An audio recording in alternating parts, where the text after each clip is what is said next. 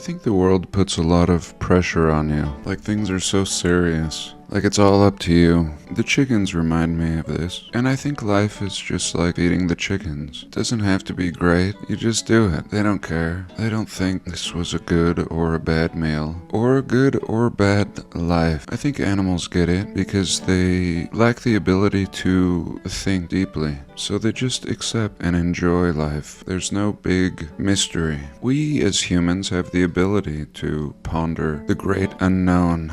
And it plagues us. People have done this throughout history. Great minds and philosophers trying to make sense of it all. And in the end, I think both succeeding and failing. I think letting go is more important than attaining. Not knowing, more realistic than knowing. Surrender over fighting. And pretty much everything is the opposite. Can we be more like the animals? Immersed in the wonderment of the moment. I think the quest for knowledge can either drive one crazy or bring one peace. It is said the truth shall set you free, and I think it will. But the truth can also burden you if you feel you need to make somebody else see the truth, for example. It didn't say the truth shall set your neighbor free. Today I just want to make a video as a person that realizes he knows very little. And it is the quest for knowledge and researching more than most will in a lifetime that has brought me to this conclusion that I don't know. While most people will do very little research and insist that they know they are on the right path, and I wouldn't want to take that away from anybody. I too once felt that way. So ultimately this is a video on nothing. Just sharing my time, my thoughts, and energy. Sometimes I have a bunch of stuff in front of me, and it's really heavy. I don't know if I'll be able to convey everything I'm thinking. But today I have nothing. A blank slate. Of course I'm going to use this computer to record my voice and some images. We'll start out with this image, and we'll play a little game. Where are we? I thank you for being here this week. I hope you're all doing well. I love you all. God bless, and welcome.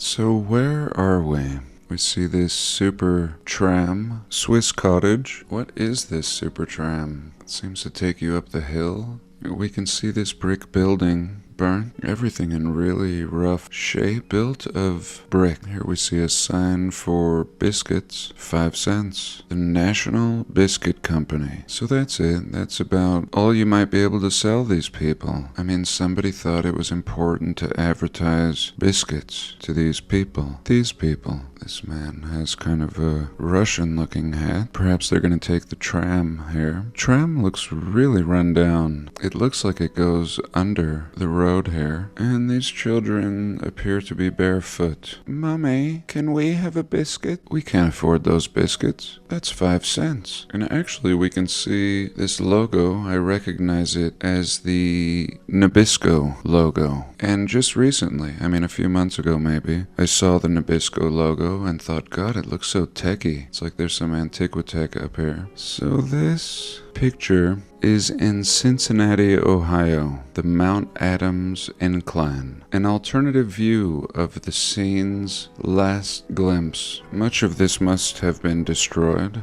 I think it's pretty clear at this point. I feel like it became pretty clear years ago. And then we in this community just kept refining our presentations, showing more and more examples. And even in my last book with David, really taking it to the next level. Something that took months, something I could never do in a weekly video. And we really broke everything down from a realistic perspective. Now we use San Francisco often as an example, but it applies to every building in the world. People with horse and wagon are supposed to build buildings like this. Doors 5 times their height, and the building's hundreds of feet tall. And even in a photo like this, doesn't even seem like they're using the building. $2,000 for these people. Seems like they just meet outside. They might not have figured out how to open this door yet. And we can see up here it says, Au grand homme, to the large humans, or to large man. So here we go. Are these large men? No, very small. Small men in an early time period in front of this massive, massive building. Why? Because something happened. Something happened in between the completion of this building and the arrival of these people. And that's what we call the reset. And it's very clear. It should be clear. But some people will tell you, oh no, this is totally normal. Totally understandable. And so there's nothing left to say, people like that. As pointless as trying to philosophize with my chickens. That's why I like Meltology. In this field of research, it's the newest case. I feel like when it comes to this type of research, the old world, the last reset, I and others have presented a lifetime of research to investigate. I think this research will only grow, and I think the main points have been laid out over and over. I feel pleased is what I'm saying, not just with my own discoveries and presentations of it, but others as well. And that's why I started writing books with David. I wanted to get something in print form, and many others have put books out there, and I think it's very important for future researchers. This will give them a nice jump start, and I think in good time, every truth comes to the surface. What amazes me throughout this research is how we discovered another reset, even further back than these old buildings that we sometimes call Tartarian, as a slang term to encompass the bulk of this research. And another slang term is Meltology. I don't know if it's ever been defined, but I'm glad we have a word for it. If I was to try to define it, it would be something like the study of buildings returning to nature, or what people think is nature. And more importantly, this led us to understand that resets are a recurring theme. Sure, we've all heard of Noah's flood and the crumbling Tower of Babel, but have we really examined what might be left over from this era? And that's when we get into Meltology. This particular wall that we're looking at, I believe, is in the Badlands of America, North America. And we see something that really resembles a Mayan block wall. Really irregular stones being fit together as if they were soft. And that was the prevailing theory for a long time. But in the Meltology community, we have come to understand that they were soft, but not when they were built, but rather after a cataclysm. We see examples of bricks, red bricks, turning into gray, what we would call rock, over and over, example after example. And no doubt this reset was a heat-induced reset, clearly. I mean, look at this block right here. Come on. Such a block is not created or assembled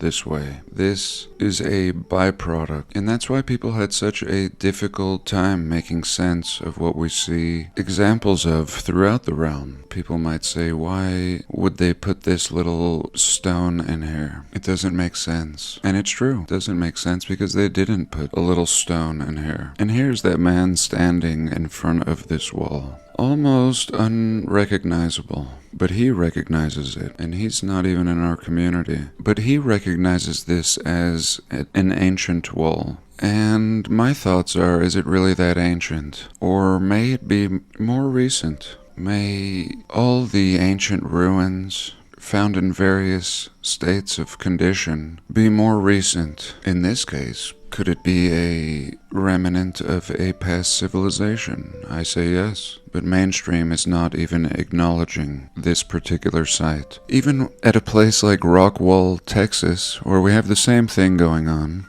we even have it called Rockwall, but yet the mainstream is apprehensive to acknowledge this may be a rock wall, especially because it doesn't fit in their timeline. Most of the rock wall in Texas is buried.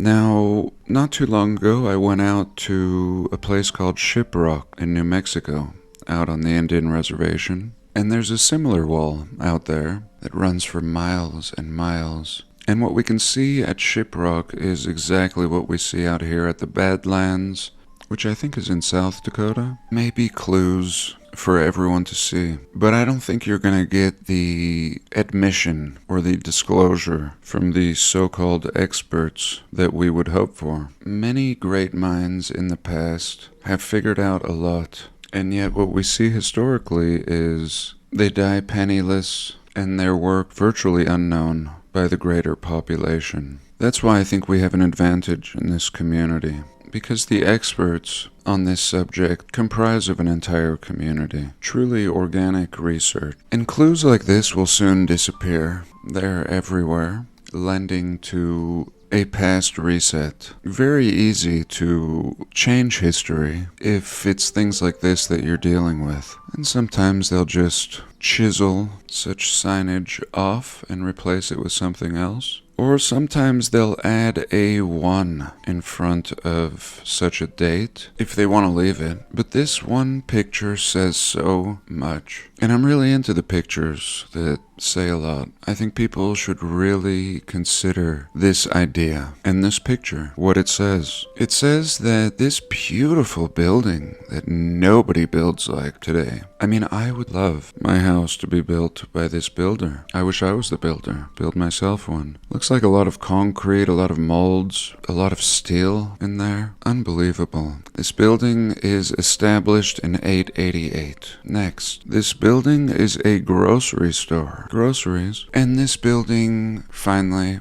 is made of materials that today would cost too much. No grocery store would be built like this, and no grocery store, according to our new history that we were taught in school, would be built like this in 888. Even if we were to do them a favor and add the little 1, still doesn't make any sense. 1888, and yet that is what they tried to sell us. We would be shown a building like this and told it was the old grocery store in 1888, and that is what we're seeing. That is the puzzle pieces that we're left with. Now we'll be given stupid stories to why this was the case. Then the building is often demolished, and all we have left is pictures to ponder. But thank God that's not the whole story, because much of the old world is still standing today. So let's look at something else.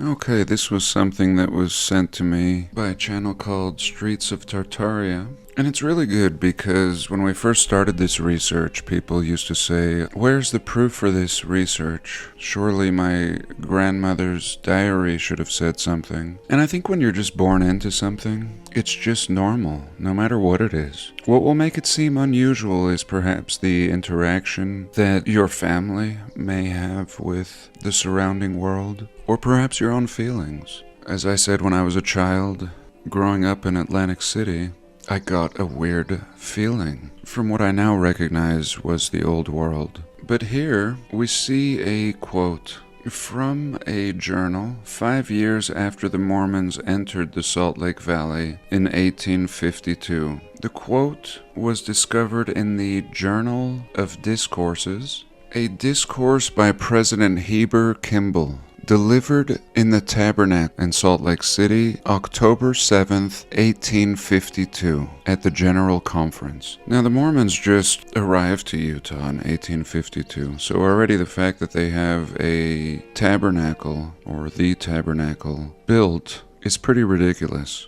And that is the case when you see the old photos. The tabernacle is just built. And in fact, I found a really interesting picture of the tabernacle. And here it is. It's a screenshot I took on my phone. But let me show you, let me flash some before and after pictures. And you can absolutely see that the thing is the top of a building in absolute ruins. It looks like people have built cheap railing around it, shanty style. But yet the tabernacle is there, and looking way different than it does in the earliest Mormon photos. Let me know if you've ever seen this photo before. Sorry, I can't center it, it's being stupid. But whatever, I'm glad it made its way into the video. proving that the temple and the tabernacle go down way further. But back to this quote in the Journal of Discourses in 1852 in that tabernacle. So we have a lot of sources here. I mean, that's what people want. We have this being delivered by the president, Heber Kimball, president of the church, and it's also reported by this G.D. Watt. And here's what it says. Sorry that took me so long. In the city of Manti, half of the houses are vacant. Okay.